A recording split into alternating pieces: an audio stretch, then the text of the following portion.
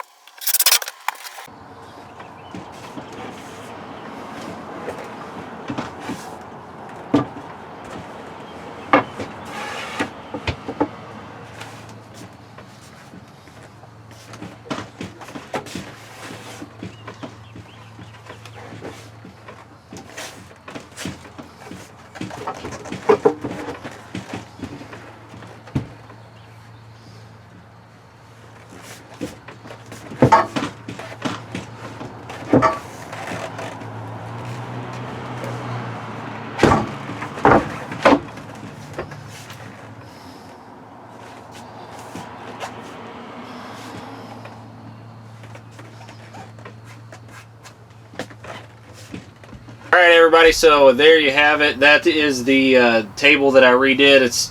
I'd touch it, but it's still kind of just a little bit tacky. Just trying to get it in here so I could get the video shot. But I think it's going to make a lot nicer bed for us. It's definitely going to be a lot sturdier than that bowed out piece of MDF. Also, when I was cutting this the other night, I noticed that there was a little bit of a haze on the camera lens, so I apologize for that. The filler block's going to work out great down here. Actually, I think we're just going to leave it in place. Like I said, you can kind of see how we're confined on space where the table is, so I like not having that additional 4 inches stuck on the side of the table. So we're really happy with the way that this turned out. Couple other things that I wanted to address that I'm going to be making modifications on the camper. I think I had mentioned that the water heater needs to be changed in it. It's underneath of the bench seat over here to my right. I think what I've looked at online, and I think I've came up with a better solution myself. Our previous camper, we had no water in it, and you know, for what we're going to use it for taking a shower, I've kind of looked at some of the reviews, read some things online. The tankless water heaters have came a long way. Actually, I was talking to a guy from work the other day, and he kind of had said, well, don't they make tankless now? And I kind of laughed and thought, they don't make anything that small. Come to find out, he was right. There's some really nice small units that you can buy now. The one that I found on Amazon that I believe I'm probably going to try to put in here is made by Bosch, and all the reviews say that it's a really great product. They consider it tankless, but I believe it houses 2.5 gallons of water. You can get a larger one. I think you step up to, it's like 4 gallon or something. The heater that's in here is only 6 gallons anyway, so it's not like you're going to take some drastically long shower. You're really going to probably rinse off and be done. But the modification that I'm going to make, I think it's going to be pretty neat. Where this water heater actually penetrates the side of the camper, I'm going to take, they make the outdoor washer boxes that a lot of people are updating on their RVs with. I'm going to partially fill that void where the original water heater was with an outdoor shower. That way we can utilize it outside as well. And I was kind of concerned because it runs on 120 that we would have enough power in the camper. I really don't think we would have any issues with tripping if I pull a plug out of the camper and down to it. But what I think I'm going to do, my father-in-law said that they've had issues on theirs before where running a heater or something else in the camper, it's just a little too much if you've got other things going within the camper. You fire the microwave up or whatever. So what I'm going to do is probably penetrate the side of the camper also with another plug-in. Most RV sites have 2 plugs or 2 breakers on the pole when you back in. And like he said, he goes, you could run yourself a separate plug. That way you have no issues or cause any problems within the camper, which I think is another really good idea.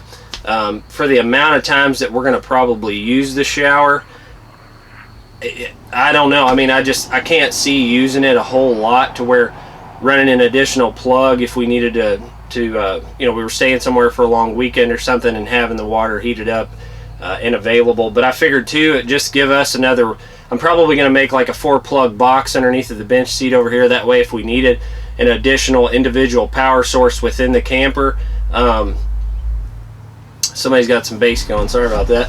But if needed an additional power source in the camper that was separate from the internal breaker panel, I felt like that's a really good thing to have as well, so we could plug something else in that wasn't running through the camper. So that's probably what we're going to be working on the next video.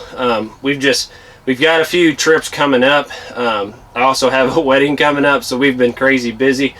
It's been one of those weeks where it seems like everything I've touched to try to make better or fix, repair, it winds up being broken or I have to do more to it. So been a little overwhelming, but trying to get a few of these things knocked out, so clear my plate a little bit. But we appreciate you tuning into the channel. We appreciate you watching these videos. I really enjoy making them and helping bring some content to some other people. Hopefully this helps somebody else out. I really wasn't sure what we were going to make this table out of, that I wasn't going to run into the same issue with it bowing out. So like I said, thanks again. We look forward to seeing you on the next video, and I'll wrap this one up. So take care, have a good day.